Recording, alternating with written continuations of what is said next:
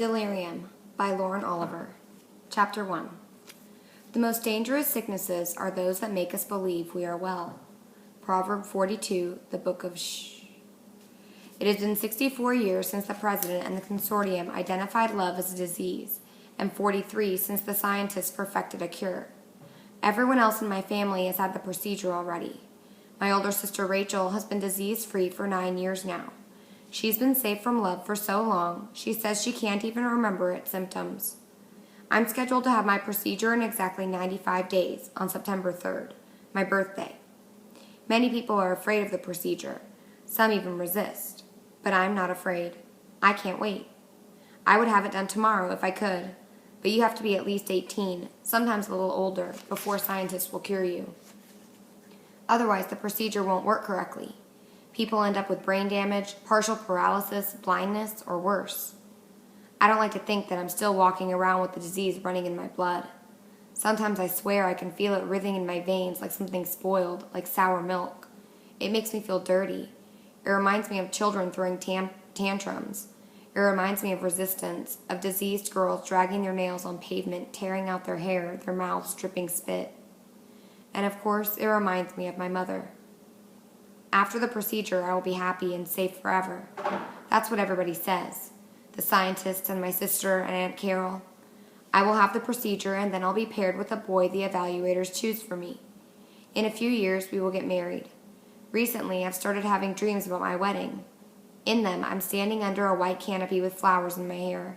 I'm holding hands with someone, but whenever I turn to look at him, his face blurs, like a camera losing focus, and I can't make out any features.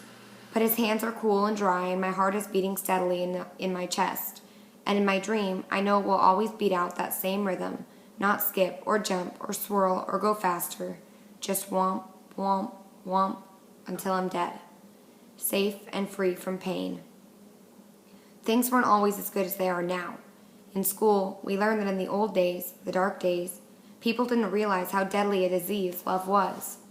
For a long time, they even viewed it as a good thing, something to be celebrated and pursued. Of course, that's one of the reasons it's so dangerous. It affects your mind so you cannot think clearly or make rational decisions about your own well-being.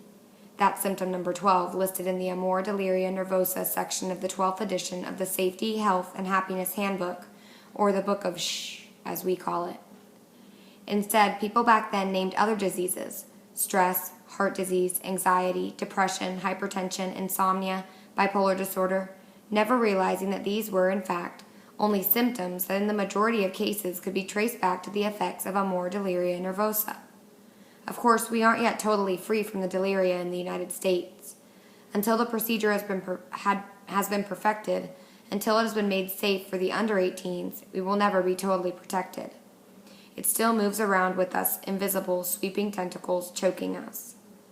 I've seen countless uncureds dragged to their procedures, so racked and ravaged by love that they would rather tear their eyes out or try to impale themselves on a barbed wire fence outside the laboratories than be without it. Several years ago, on the day of her procedure, one girl managed to slip from her restraints and find her way to the laboratory roof. She dropped quickly, without screaming. For days afterward, they broadcast the image of the dead girl's face on television to remind us of the dangers of the deliria.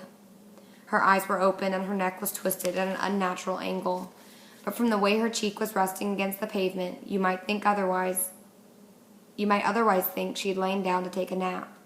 Surprisingly, there was very little blood, just a small dark trickle at the corners of her mouth. 95 days, and then I'll be safe. I'm nervous, of course. I wonder whether the procedure will hurt. I want to get it over with.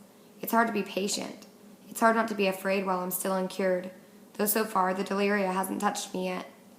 Still, I worry. They say that in the old days, love drove people to madness. That's bad enough.